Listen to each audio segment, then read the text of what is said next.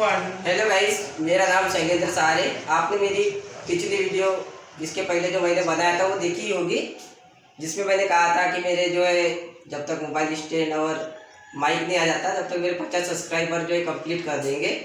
आपका बहुत अच्छा सपोर्ट देखने को मिला।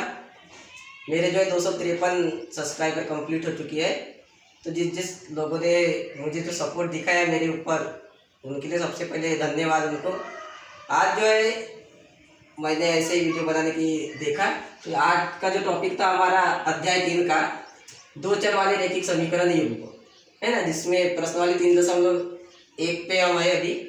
तो इसमें दिया है कि 3 बल्ले और 6 गेंद का मूल्य जो है 3,900 रुपये है, तथा एक गेंद तथा एक बल्ला का 3 गेंद का मूल्य 1,300 रुपये है ना। तो इस गणित को जो है हमको ज्यामितीय रूप में भी दिखाना है और बीजगणितीय रूप में भी दिखाना है ना। तो सबसे पहले जो चीज दी हुई है बल्ला, और उसके बाद में दिया है गेंद। तो बल्ले को मान दिए हमने x और गेंद को मान दिए y है ना। तो कंडीशन नंबर 1 अप्लाई करते हुए, जैसे पहले बोला है कि 3 गेंद और 6 3 बल्ले और 6 गेंद का मूल्य 3900 रुपये। तो बल्ले को मान दिए हमने x और गेंद को माने y। तो 3 बल्ले है तो 3x, 6 गेंद है तो 6y बराबर उनकी कीमत दी है 3,900 रुपये है। अब अगर इस समीकरण को अच्छे से देखें हम, तो दिख रहा है कि 3 से जो है पूरा समीकरण को हम डिवाइड कर सकते हैं है ना।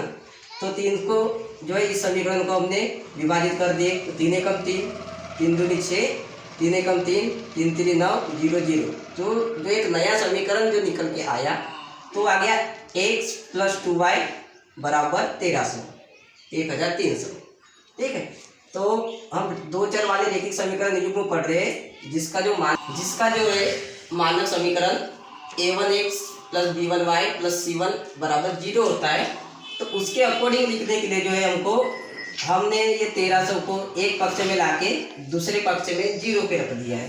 तो जो हमारा एक समीकरण बना x + 2y - 1300 बराबर 0, ये हो गया हमारा एक रैखिक समीकरण। और हम पढ़ रहे रैखिक समीकरण युग्म बनाने के लिए और एक हमको समीकरण बनाना पड़ेगा। उसके लिए हमने देखे कि कंडीशन नंबर जो 2 दी है कि एक बल्ला और 3 गेंद का मूल्य दिया है 1300। तो बल्ला यानी कि x, गेंद यानी कि y, 3 गेंद है यानी 3y बराबर 1300। x और 3y 1300 बराबर 0। इस 1300 को जो है हमने दूसरी तरफ पे ला दिया है 0 करने के लिए, जैसे समीकरण 1 बनाने के लिए किया था।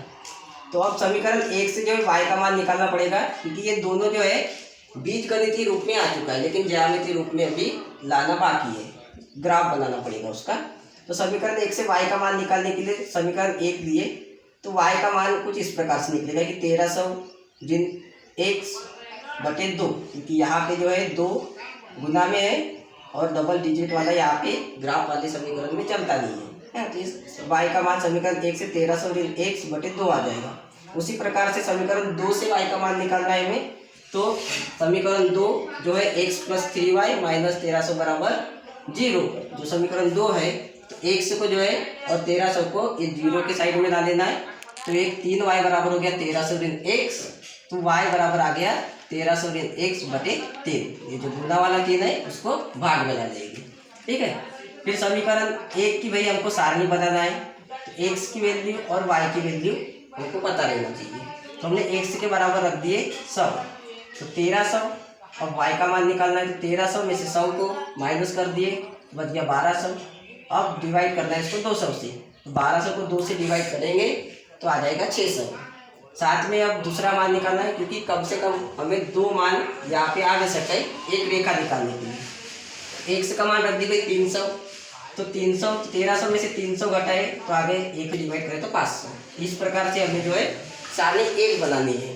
अब उसी प्रकार से जो समीकरण 2 से y का मान निकालना है, तो x का मान फिर से हमने रख दिए 100, तो 1300 में से 100 को घटाए तो आ गया 1200, 1200 को 3 से डिवाइड करें तो आ गया 400। फिर x का मान रख दिए 400, तो y का मान आ गया 300। इस प्रकार से जो है आपको इस प्रकार के सवाल में आपको पहले बीजगणितीय रूप दिखाना है, उससे फिर सारणी बनानी है, और सारणी के बाद में जो है आपको इस प्रकार से इसका ग्राफ बनाना है। धन्यवाद।